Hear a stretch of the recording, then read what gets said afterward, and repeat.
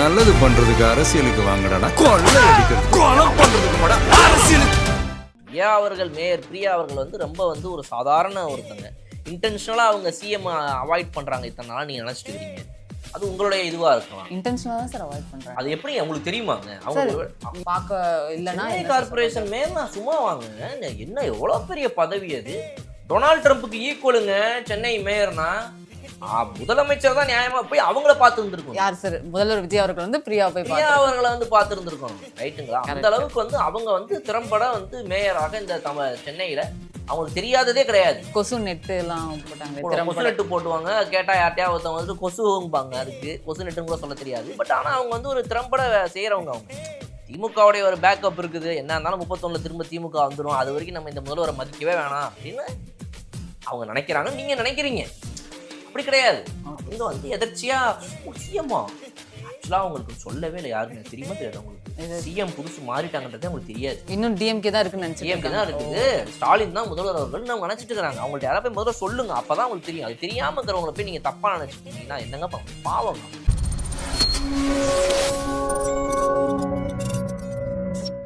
Colour கண்ணாடி நேயர்களுக்கு வணக்கம் சார். வணக்கம் சார். இது இனிமேல் ஃபாலோ பண்ணிக்கிறேன் சார். இல்லை சும்மா தோணும்போது. Okay sir.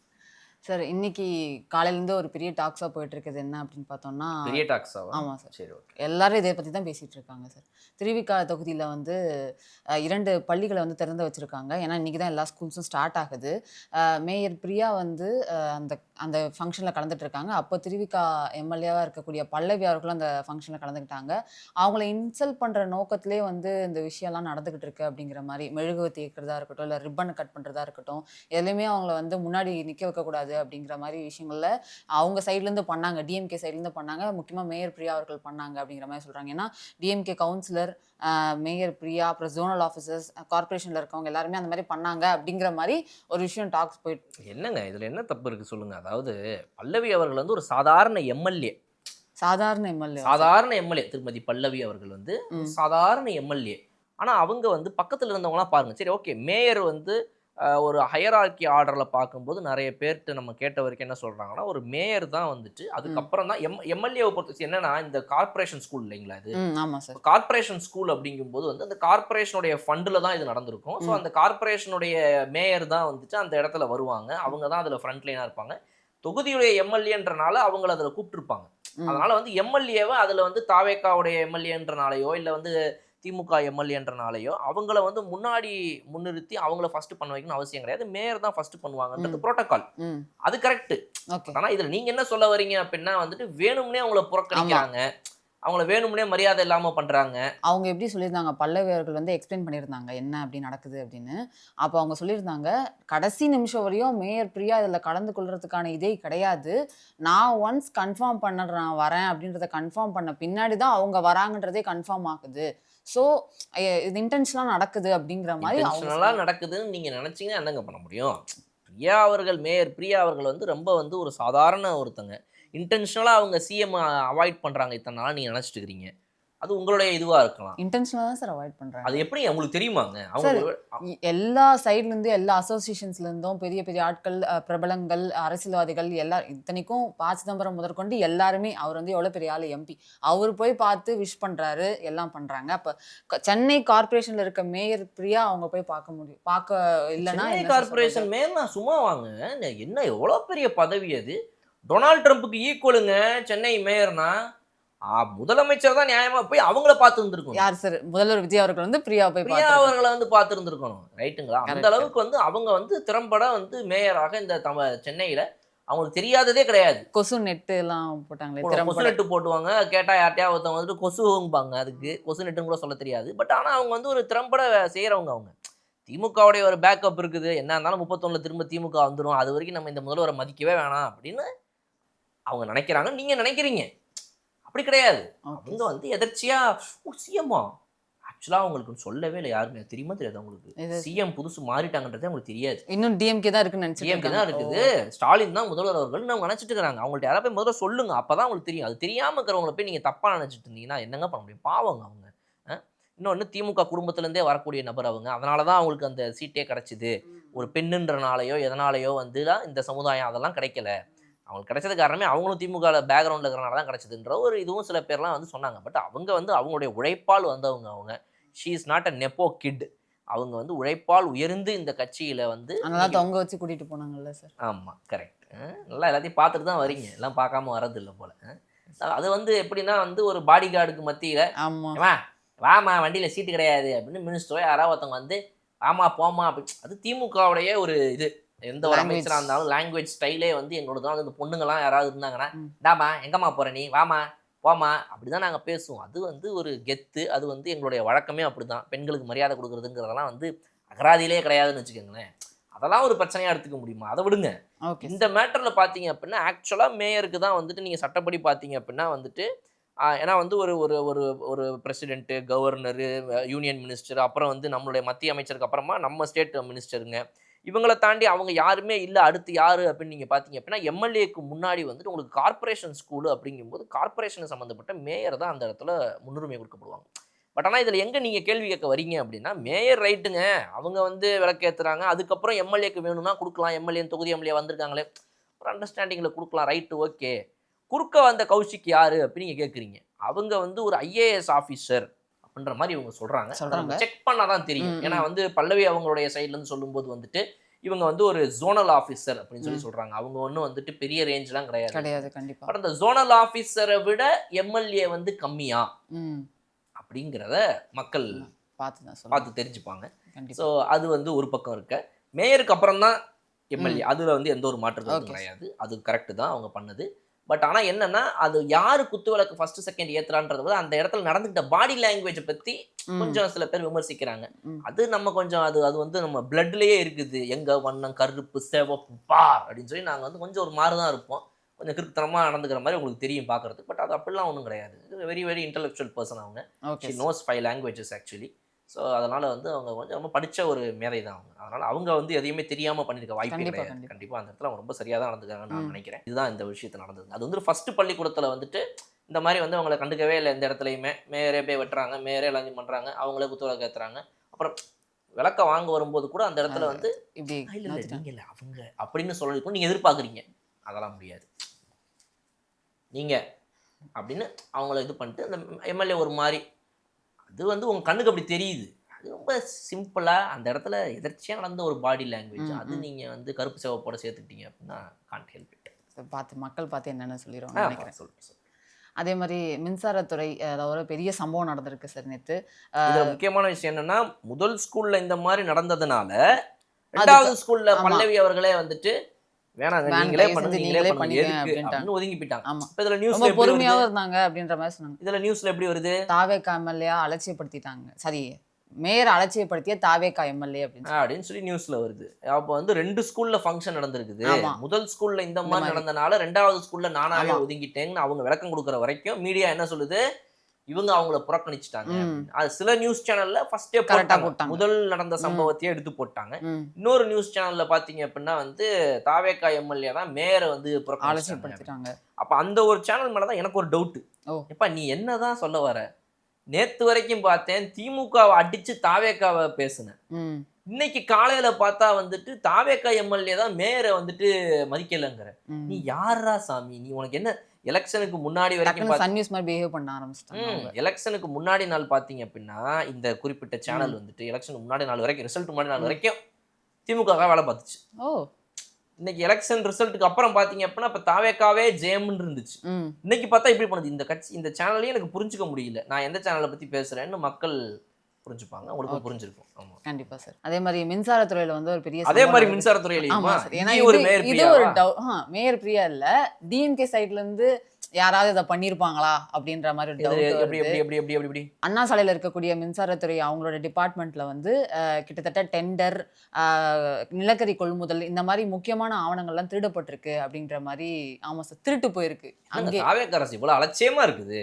படுபாய் பசங்க எல்லாரும் சேர்ந்து இப்படி பண்ணிட்டாங்களே சிவாஜி அப்படின்ற மாதிரி ரொம்ப கஷ்டம், டவுட்டா இருக்கு சார். இதுக்கு முன்னாடி மின்சாரத்துறை அமைச்சர் யார் இருந்தாரு, அவரோட கோப்புகள்லாம் ஏதாவது தான் மிஸ் ஆயிருக்கா? ஏன்னா டெண்டர் முறைகேடுலாம் திமுகவா அந்த டாக்குமெண்ட்ஸ் தான் மிஸ் ஆயிருக்கு சார். அதனால அவங்க மேலதான் நம்ம சந்தேகப்பட முடியும். இவ்வளவு முக்கியமான டாக்குமெண்ட்டை தொலைச்சிட்டீங்களே. ஹார்ட் டிஸ்க்லாம் மிஸ் ஆயிருக்கு சார். அப்போ இந்த ஹார்ட் டிஸ்க்ல ஃபுல்லா டேட்டா வச்சிருக்கீங்க, ஆமா. ஃபுல்லா எவிடன்ஸ் வச்சிருக்கீங்க. அது முக்கியமா சிடிஆர் நிர்மல்குமார் அவரோட ஆய்வு நடந்ததுக்கு அப்புறமா தான் நடந்திருக்கு இந்த திருட்டு. போன மின்சாரத்துறை ஆட்சியத்துல வந்து என்னெல்லாம் பண்ணியிருக்காங்க, போன அமைச்சர் என்னெல்லாம் பண்ணாரு, நீங்க ஒரு இதுவா ஸ்கேம்னு நினைச்சு இதெல்லாம் மாட்டி விட்டுறலாம், இதெல்லாம் புடிச்சிடலாம், இதெல்லாம் தவறுகள் நடந்திருக்குன்னு எதெல்லாம் நீங்க கண்டுபிடிச்சீங்களோ, அதெல்லாம் சொல்றீங்களோ அதெல்லாம் எடுத்துக்கிறீங்க. அதெல்லாம் காணாம போச்சு. இப்போ ஐயோ எப்படி ப்ரூவ் பண்ணுவீங்க? பேக்கப் காப்பி ஏதாவது வச்சிருக்கீங்களா? அச்சு நகல் இருக்குன்னு சொல்லியிருக்காங்க சார். ஆனா எந்த திருடினவன் இதை திருடாம போயிட்டானே. அச்சிட நகல் கொஞ்சம் டாக்குமெண்ட்ஸ் இருக்குன்னு சொல்லியிருக்காங்க. ஆனாலும் என்னெல்லாம் திருடு போயிருக்கு அப்படின்றது இதுக்கு மேல கொஞ்சம் பார்த்து சொல்லணும் அப்படின்னு. என்னங்க ஒரு இவ்வளவு அலட்சியமாவா இருக்கிறது? எப்படி காணாம போச்சு? யார் எடுத்திருப்பாங்க? எப்படி எடுத்திருப்பாங்க? அந்த அது வந்து டிஎன்இபியோடைய ஹெட் குவார்ட்டர்ஸ்ல வேற நடந்திருக்கு. அந்த ஹெட் குவார்ட்டர்ஸ்க்குள்ள உள்ள வேலை பார்க்கறவங்களே அப்ப வந்து பிளாக் ஷீப்ஸ் உள்ள இருந்திருக்காங்க நிறைய பேர். என்னங்க யூடியூப் சேனல் பேர்லாம் சொல்லிட்டு இல்ல சார். ஓ சாரி, பிளாக் ஷீப்ஸ் உள்ள இருக்காங்க அப்படின்னு சார். கருப்பு ஆடுகள் இருக்காங்க அப்படின்னு. ஓஹோ அந்த மாதிரிலாம் அது தெரியலங்க. அந்த மாதிரி ஒவ்வொரு துறையிலையுமே இதுக்கு முன்னாடி இருந்த ஆளுங்கட்சிக்காக செயல்பாட்டாளர்கள்லாம் உள்ளுக்குள்ள அங்கங்க இருக்கதான் செய்வாங்க. நீங்க தான் ஜாக்கிரதையா இருந்திருக்கணும். இப்படி ஒரு ஹார்ட் டிஸ்க் 8 ஹார்ட் டிஸ்க்லாம் சும்மாவா? ஒவ்வொரு ஹார்ட் டிஸ்க்கும் எவ்வளோ டேட்டா இருந்திருக்கும், எவ்வளவு வந்துட்டு எவிடன்ஸ் இருந்திருக்கும். இதில் நீங்களாவது பரவாயில்ல. இன்னொருத்தங்க நீங்க என்கிட்ட காலையில் இப்போ பேசுறாங்க, அவங்க சொல்றாங்க என்ன இது நேற்று வந்து செந்தில் பாலாஜி பிரஸ் மீட் கொடுத்தாரு, திடீர்னு பார்த்தா இன்னைக்கு காலையில் ஹார்ட் டிஸ்க் காணோம். ஆக்சுவலி இப்போ இந்த ஹார்ட் டிஸ்க் போயிட்டு 2 மணி நேரத்துக்கு அப்புறமா பிரஸ் மீட் கொடுத்துருக்காரு அவரு திருப்பியும். இன்னும் இது ரொம்ப சந்தேகத்தை கலப்புது. கரூர் சம்பவம் நடக்குது, பிரஸ் மீட் கொடுக்குறாரு. ஹார்ட் டிஸ்க் காணாம போது பிரஸ் மீட் கொடுக்குறாரு. அப்ப அவருடைய பேட்டர்னே சரியில்லைன்றாங்க சில பேர். பண்றதும் பண்றீங்க, கொஞ்சம் தெளிவா பண்ணுங்கய்யா, என்னையா நீங்க அப்படின்னு நிறைய பேர் சொல்றாங்களாம். அப்படிலாம் கிடையாதுங்க, பயப்பட வேண்டிய அவசியமே கிடையாது. ரைட்டுங்களா? அதனால வந்து இந்த திமுகவுடைய கட்சி மீது அவதூறு சுமத்துறதுக்காக தாவேக அரசே அவங்க வந்து இத்தனை நாளா எடுத்து வச்ச டேட்டாவாக சொல்லப்படக்கூடிய டேட்டாவெல்லாம் இன்னைக்கு தொலைச்சதாக எடுத்து உள்ள ஒரு ரூம்குள்ள எடுத்து வச்சுட்டு தொலைஞ்சிருச்சுங்க. என்ன சார் அவசியம் இருக்கு அதுக்கு? ஆமா, அப்ப தொலைஞ்சிருச்சும்பீங்க. தொலைஞ்சிருச்சுன்னு சொன்ன உடனே அப்ப செந்தில் பாலாஜி மீது அப்பதானே வந்துட்டு அவர் தான் எடுத்துட்டு போயிட்டாருன்னு சொல்லி நீங்க டேட்டாவை காட்டி ப்ரூவ் பண்ண முடியாது உங்களால. அதனால வந்து டேட்டாவை ஒளிச்சு வச்சுக்கிட்டு அவர் டேட்டாவை திருட்டு அந்த டேட்டாக்குள்ள என்ன இருந்துச்சுங்கிறதெல்லாம் உங்களுக்கு தெரியுமா, அதை நாங்க வெளியவே சொல்ல முடியாதுன்னு சொல்லி அப்படியே பேசி 5 வருஷம் வந்து செந்தில் பாலாஜி அவர்கள் மீது அவதூறு பரப்புங்க. இதுதானே பிளான், திட்டம். தெரியுங்க. அவதூறு பரப்ப தேவையில்ல சார். ஆல்ரெடி இடி வந்து அவங்களோட வேலை பார்த்துட்டு இருக்காங்க. நாங்க அவதூறு பரப்பணும். அவங்க வேலையை அவங்க பார்த்துட்டு இருக்காங்க. உங்க வேலையை நீங்க சரியா பார்த்துருந்தீங்கன்னா ஆர்டிஸ்ட் தொலைஞ்சு போயிடாம இருக்கும்ல. 8 ஆர்டிஸ்ட்க்கு உள்ள எந்த ஒரு துறையிலையுமே வந்து எங்கெங்கெல்லாம் ஸ்னிட்ச் இருக்குது, எங்கெங்கெல்லாம் வந்து ட்ராப் இருக்குதுங்கிறதெல்லாம் பார்த்து அதிகாரிகளெல்லாம் சீக்கிரமா மாத்தினாதான் வேலைக்காகும். இல்லைன்னா ரொம்ப கஷ்டம். கண்டுபிடிச்சாங்கன்னா கண்டிப்பா நடவடிக்கை எடுப்பாங்க. ஏன்னா அவர் சொல்லியிருக்காரு சிடிஎல் மிரட்டுறீங்க,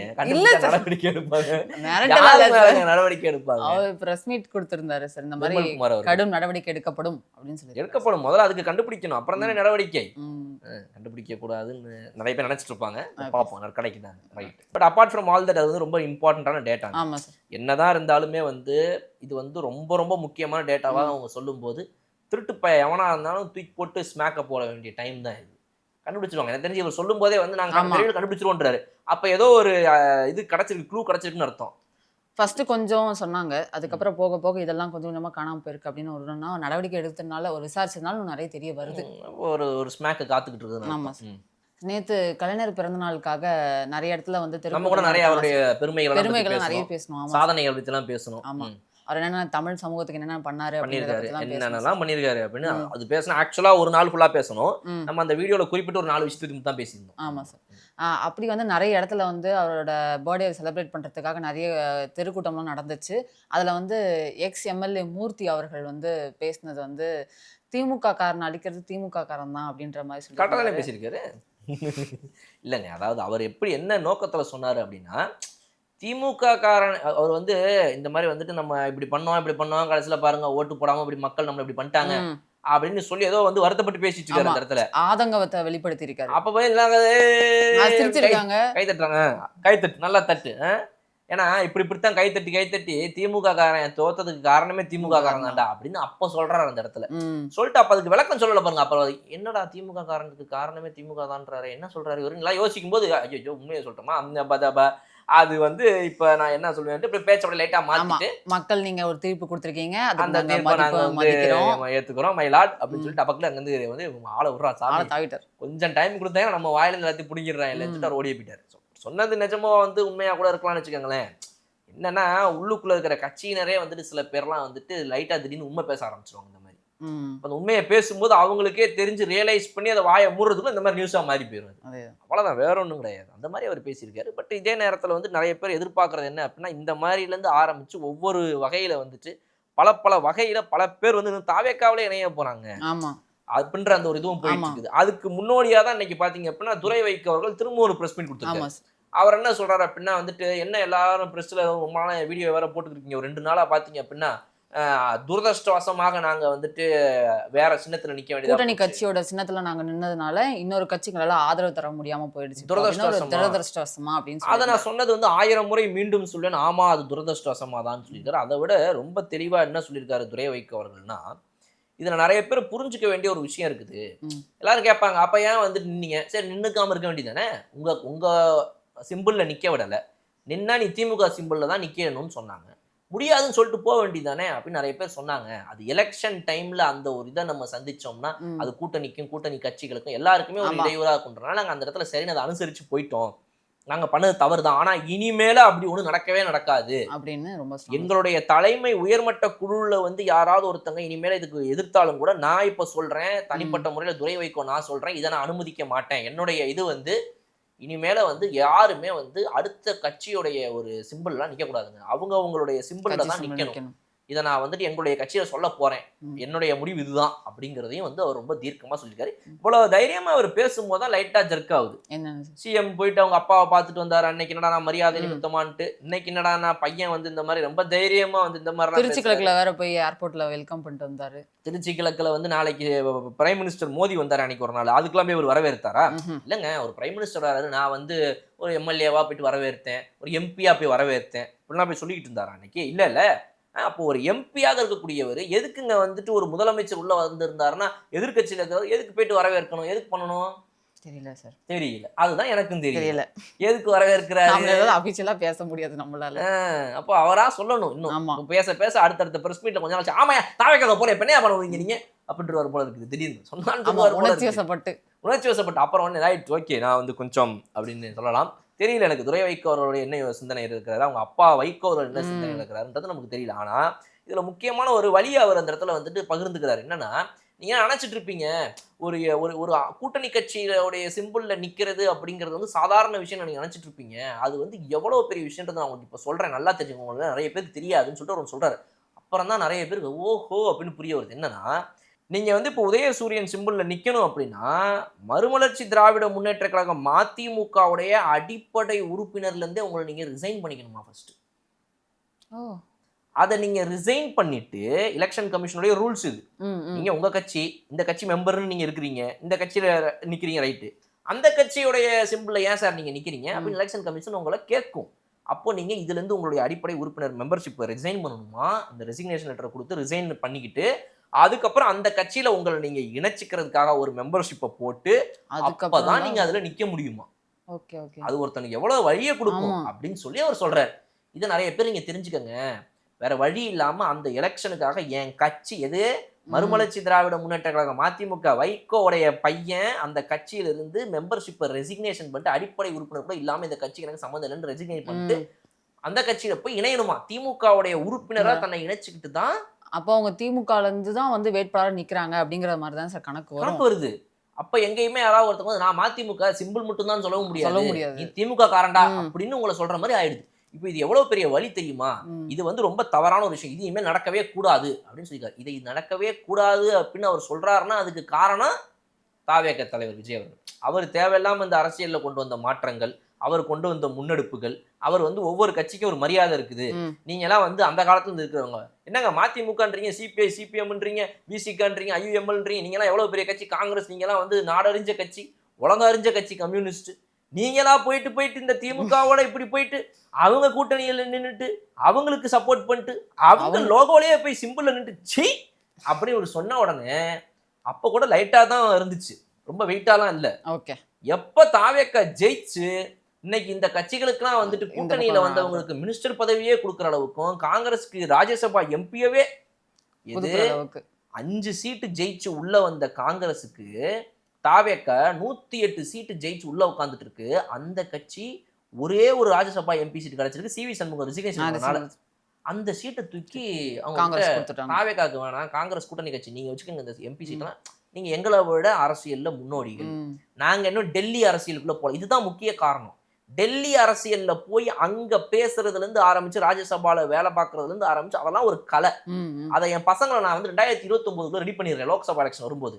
இப்ப இந்த இடத்த நீங்க எடுத்துக்கங்கன்னு எவ்வளவு பிராக்டிக்கல் டெசிஷன் பாருங்க. அதுதான் மேட்ரு. இதெல்லாம் பண்ண போக தான் இப்ப எல்லாருக்கும் ஒரு மாதிரி வந்துட்டு டெய்லி மார்னிங் ஆனா பாத்தீங்க அப்படின்னா கலகலகலகலன்னு ஒரே சத்தம். எங்கடா பாத்தீங்கன்னா வயிறு எல்லாருக்கும் காலையில இருந்து ஐயோ என்னால முடியல. இந்த எக்ஸாமுக்கு போறதுக்கு முன்னாடி அப்படியே ஒரு மாதிரி பயத்துல பயமா இருக்கும், வயிறு என்னமோ பண்ணும், வெளியே எந்திரிக்கவே முடியாது, ஸ்ட்ரென்த்தே காணும். அந்த மாதிரி வந்து திமுகவுக்கு இப்ப நிலைமை ஆயிருது. Daily every day it's a problematic day அப்படின்ற மாதிரி ஆயிடுது. காரணம் டிவிகே. ஸோ அப்ப டிவிகே போட்ட விதை தான் இன்னைக்கு வந்து மறுமலர்ச்சி திராவிட முன்னேற்ற கழகத்திலிருந்து வந்த துரை வைகோ அவர்கள் மீண்டும் மறுமலர்ச்சி ஆகும். இப்பதான் அது மறுமலர்ச்சி ஆகுது. பாத்தீங்கன்னா மறுமலர்ச்சி திராவிடமே இன்னைக்கு உண்மையா மறுமலர்ச்சி ஆகுது. நிஜமா சொல்றேங்க. வைகோ அவர்களுடைய கட்சி எப்பேற்பட்ட கட்சி. அவர் எத்தனை முறை ஜுமுக்கு தாவுவார். எங்க அண்ணன் எப்ப அதிமுக எப்ப திமுகவுக்கே தெரியாது, ஏன் அவருக்கே தெரியாது. திடீர்னு இன்று எங்களுடைய கூட்டணியில் இருக்கும் திமுக, நம்ம இப்ப யாரோட இருக்கோம், ஓ இந்த மாசம் ரைட் ஓகே அதிமுக. அவரோட ஸ்பீச் கொஞ்சம் வைரல் ஆச்சு சார். நேற்று கலைஞரோட பர்த்டே இருக்கு இல்லையா, அவரோட ஸ்பீச் ஒன்றும் பயங்கரமா வைரல் ஆச்சு. நீங்க சொன்ன மாதிரி தான் திரும்பி பார்த்து தான் பேசுறேன். நிஜமாவா? சத்தியமா அந்த வீடியோவை பார்க்கல. ஸோ அந்த மாதிரி வந்து அவர் வந்து ஒரு மிகப்பெரிய ஒரு போராளி. அவர் வந்து தமிழ்நாடுல நடக்காத மூளை முடுக்கலாம் கிடையாது. ஆக்சுவலா உங்களுடைய தெருவுலாம் நீங்க போய் பார்த்தீங்கன்னா அவருடைய கால் அச்சு இருக்கும். இப்போ வரைக்கும் அவர் அவ்வளவு தூரம் நடந்திருக்காரு. தமிழ்நாடு முழுக்க அவர் நடந்திருக்காரு. அவர் நடைப்பயணம் கொள்ளாத இடமே கிடையாது. நடைப்பயணத்துக்கு பேர் போனவர் திரு வைகோ அவர்கள். அப்போ மதிப்பிற்குரிய அப்படிப்பட்ட ஒரு வைகோவாக இருக்கக்கூடியவர் இன்னைக்கு வயதின் காரணமாகவும் முதிர்ச்சியின் காரணமாகவும் திமுக கிட்ட தன்னுடைய கட்சியை கிட்டத்தட்ட அடமான வச்சுட்டாரு. சரி விடுங்கப்பா, என்னப்பா என்ன ஒரு மதிமுக நாம் பார்க்காததா இன்னைக்கு வந்து அப்படின்னு சொல்லி இன்னைக்கு வந்து அவ்வளோ பெரிய ஒரு வைகோ அவர்கள்லாம் வந்து ஒரு 15-20 வருஷத்துக்கு முன்னாடி ஒரு மிகப்பெரிய ஒரு ஒரு ஒரு பொலிட்டீஷியன். இன்னைக்கு அவருடைய மதிப்பு இப்படி ஆயிடுச்சு. ஏன் சிபிஎம் சிபிஐ அதிமுக சிபிஐ அதிமுகன்றது திமுகவோட கூட்டணி கட்சி பேரெல்லாம் சொல்லும்போது அதிமுக பேரும் அப்பப்போ வந்துருது. என்னன்னே தெரியல, மறந்து போயிருச்சு. சொல்லாத பலா வேற சார், 2 பேர் வேற இல்ல மறந்துச்சு. ஸோ அப்போ வந்து சிபிஐ சிபிஎம் மதிமுக இவங்கெல்லாம் விசிக இவங்கெல்லாம் எங்களுடைய மரியாதையவே நாங்க இழந்து இந்த கட்சி கிட்டத்தட்ட வந்து நம்மளை அடமான வச்ச மாதிரி ஆயிட்டமடான்றதை இன்னைக்கு ரியலைஸ் பண்றாங்க. அது ரியலைஸ் பண்றதுக்கு அவர் ஒரு டைம் கொடுத்தாரு. திரு விஜய் அவர்கள் வந்துட்டு அன்னைக்கே ஒரு டைம் கொடுத்தாரு. தாவேக தலைவராக மட்டுமே இருக்கும்போதே ஒரு டைம் கொடுத்தாரு. யாரும் அதை ரியலைஸ் பண்ணல. இன்னைக்கு அவர் சிஎம் ஆயிட்டு இப்ப இது எல்லாத்தையுமே வந்து இதுதான் இந்த அரசியலை தான் நான் அன்னைக்கே சொன்னேன். இந்த அரசியல் நீங்க 2 வருஷத்துக்கு முன்னாடி புரிஞ்சுக்கிட்டு இருந்தீங்க அப்படின்னா நம்ம நான் கொஞ்சம் மெஜாரிட்டியிலேயாவது ஜெயிச்சிருப்பேன் அப்படின்ற மாதிரி வந்து இன்னைக்கு அவர் ஃபீல் பண்றாரு. அவர் ஃபீல் பண்றாரு, இவங்கெல்லாம் ஃபீல் பண்றாங்க. இப்போ அது போயிருந்துருக்கலாம், அப்பவே டேடி தான் என் பேச்சை கேட்கவே இல்லை அப்படின்னு துரை வைகோ ஒரு மனசுக்குள்ள நினைச்சிட்டு இருப்பாரு. அதுல மனசுல இருக்கிறதா லைட்டா அப்பப்போ பிரஸ் மீட்ல வார்த்தைகளாக வெளியே வரும். இதோடைய முடிவா இதெல்லாம் வந்து அடுத்தடுத்து எங்க போக போகுது? 2029 தேர்தலை நோக்கி போற நேரத்துல எல்லாரும் குபீர்னு வந்து மொத்தமா அந்த பக்கம் சாஞ்சிருவாங்களா? இந்த இவரு வடிவேல் வந்துட்டு இந்த படத்துல 23ஆம் புலிகேசில யாரங்கே அப்படிம்பாரு. சொன்ன உடனே ஏதோ வந்து விட்டேன் அப்படி எல்லாம் மேல வந்து அந்த மாதிரி 29 விஜய் அவர்கள் வந்துட்டு யாரங்கே அப்படின்னா ஏதோ வந்து விட்டேன் அப்படின்னு எல்லாம் வந்து விழுந்துருவாங்க. திமுக அங்கிருந்து பார்த்துக்கிட்டு என்ன பூரா பெல்ல அங்க போய் விழுந்துட்டாங்க அப்படின்னு யோசிக்கிற மாதிரி இன்னைக்கு வந்து இந்த கூட்டணி என்ன 29 கூட்டணிக்கு என்ன பேர் வைக்கிறதே தெரியாது. ஏன்னா கூட்டணியே இருக்காது. கூட்டணின்னு ஒண்ணு இருந்தாலே அதுக்கு ஒரு பேர் வைக்கணும். திமுக நிக்குது, அவ்வளவுதான், நீங்க வைக்க முடியாது. தனியா இருக்கேன்ற மாதிரி இருக்கு. அவர் பாடிக்கிட்டு இருப்பாரு அன்னைக்கு ஸ்டாலின் பாடுவார்னா தனியாரு என்ன ஏளனமா பாரு. சிஎம் சார்னு கூட சொல்ல மாட்டாங்க அவங்க. ஜெயிச்ச கட்சி உங்ககிட்ட நாங்க ஒண்ணு கேட்டுக்கிறோம், கொஞ்சம் அந்த பாட்டை மட்டும் கொடுங்களேன். என்ன பாட்டு? தன்னந்தனியாளு ஏளனமா பாருங்க. ஏன் என்னைய ரொம்ப ஏளனமா பாக்குறாங்க எல்லாருமே, இப்ப தனியா நிக்கிறேன், கொஞ்சம் பாட்டை கொடுங்களேன் அப்படின்றாரு. அப்புறம் அந்த பாட்டை போட்டு அவர் ரீல்ஸ் போட்டிருப்பாரு.